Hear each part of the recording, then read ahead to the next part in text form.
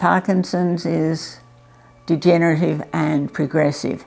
So, you just know that you're not going to get better. Risk of falling is something that I have in my head permanently. It's scary. I love buying seedlings from Bunnings and seeds and planting them. So I've got a vegetable garden out the back. Yeah, it's going berserk.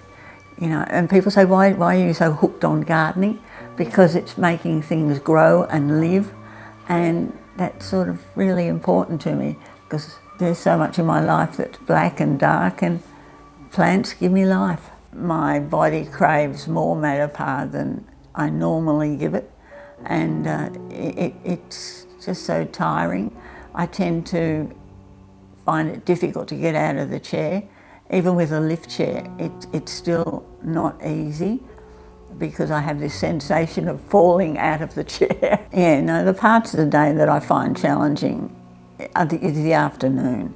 The morning's fine, the afternoon is more difficult because I'm tired, I need more Matapar, and I need to lie down and have a bit of a snooze, which you're supposed to do anyway, it's good for you. Moving is difficult. I tend to do a lot of freezing, where my feet stay stuck in one place, but the rest of me keeps going, and that leads to problems. If I get a sensation with my feet sticking on the floor and the rest of me's going, or I, just go to grab something and miss it, I'm terrified. Falling is a nightmare. I suppose it's hard to put in words that there's this sensation of losing control, of not having the ability to do what you want your body to do. It does what it wants to do. Having a walker gives me a life that I wouldn't have had at all, because it's supportive. It's comforting to know that you're holding on to something which is attached to the floor, and your feet are perhaps starting to move too quickly. Well, I would love my walker to tell me when I'm going to fall. Well, I actually did fall, and the walker has saved me a few times. But last week it didn't save me at all, and it actually made things worse, which was a pity. But it was my fault too. I got my feet crossed, and I went over the top of the walker. I didn't expect to do a somersault, but I think I did. And I hit the wall with my face, hence the bruising that's there, and broke my nose. I didn't get my arms up and my hands out in front of me quickly enough. I think I froze, and I knew I was falling, and there was nothing I could do, and I hit the wall with my face. And I could feel my nose break. It just crushed. And then I looked down and I was just dripping blood. It was tons of blood. It was just so frightening. I don't have a lot of confidence now. I tend to try and look about 20 feet ahead of me. That's what you're supposed to do with Parkinson's, and avoid anything in your pathway, because there's lots of crap around, and rocks and sticks and things like that around. I think to have something which would warn me and give me the confidence to use my electric wheelchair, say, if you could put it on that would be wonderful. It would be unbelievable if it could come to fruition, and it would just be so helpful.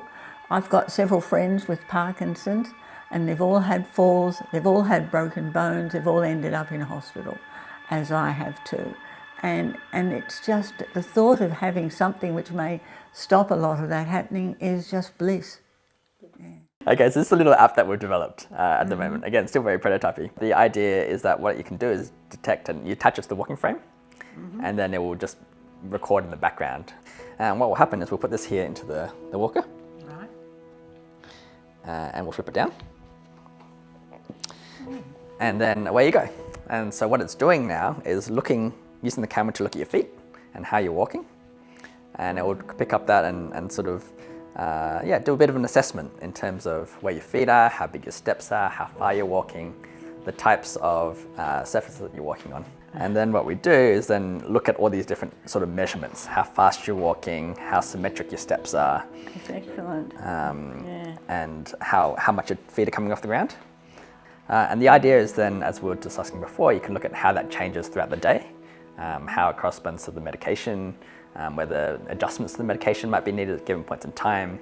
We're hoping long term it could be used to take back to your neurologist and look at sort of the data in terms of how the medication is affecting your movement throughout the day. That would be excellent to have, because if I ring up my neurologist, I can't explain it as well as probably that. Yeah, well, that's the idea. It's very hard because it's very hard to sort of quantify. Well, it's very hard to give data. Yes, that's true as well. Eventually, when it starts to detect things in real time, it will start giving prompts and cues to help you overcome so how freezing does it give you a prompt? In this case, it doesn't yet, but it will. The idea is that it'll start yelling at you to start with, just using the speaker of the phone to... You idiot! Yeah. Probably not that. Look, user interviews and user discussion, if that's useful, then let us know and we can do that. So right now we can see that we currently have 5 different surfaces that we are focusing on. Right. Yeah.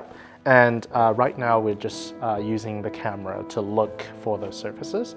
But in the future we are looking at potholes, unevenness, and all of the above. So you're looking at things now, would recognise something you could possibly trip over? Yeah, essentially we're walking towards that, especially when there are changes in the floor surface. Clinicians and you have the best information that you can to make decisions about, maybe changing out a rug or something like that. So you can do comparisons from one month to the other. Exactly. To show differences in your speed, or perhaps show improvement in how you've walked. Exactly. So your physiotherapist might use it to understand how his treatment has worked and how much exercise you've done. How does it show freezing? Freezing. So what it would do, it would detect when you've slowed down, because what it does here is it calculates your walking speed. Right. So what it will do is it'll start detecting when you're slowing down. Your steps will start getting slower and smaller. You'll be able to see that, and then at that point it'll be like, well, something's happened. You just can't keep taking medication for that long and in bigger and bigger doses. But this stops me from overdosing. Well, that's the idea, right? We want to be as data-driven as we can to make sure that we're giving you enough medication, but not too much. I like data. That's great. We like data too. Speak to my heart. The system we have right now is called Senstride Prime. It's the first iteration of our device. And what we do is basically we just put a mounting hardware on the seat of this walking frame. And then here is a magnetic.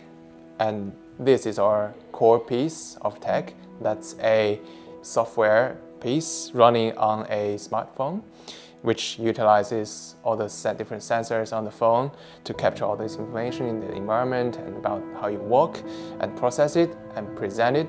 This is a daily dashboard that shows basic information, steps, distance, active time, different surfaces you covered, and here's a calendar so that you can see in the past.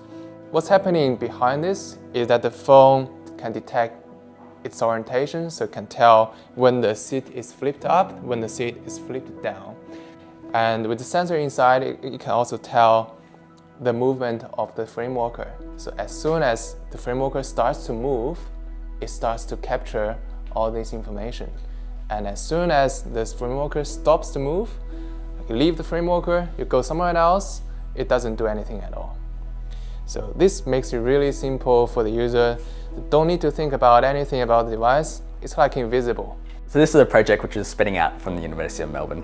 What we're really seeking to do is empower people like Anne to understand and manage their own falls risk. But also we understand that the data is useful for people looking to support these people, people like carers or families as well. So Mark and Sylvie have been a really supportive partner for this project. We have been developing this in the lab over the past couple of years, and when we approached Floyd and Mark and Sylvie's as an organisation looking for partners to try out and test and give us feedback about the equipment and what we're developing, they were very happy to jump in and offer us their time, their experience, and also help us recruit people like Anne and other individuals to help us test what we're developing. So this is a really exciting project, a meaningful project for us. It really hits close to home personally for us as a team, but also we know that it affects millions and millions of people around the world. So we really hope that the technology we're developing will really help reduce the number of falls and allow people to engage and empower them to keep their independence for longer, as long as they possibly can.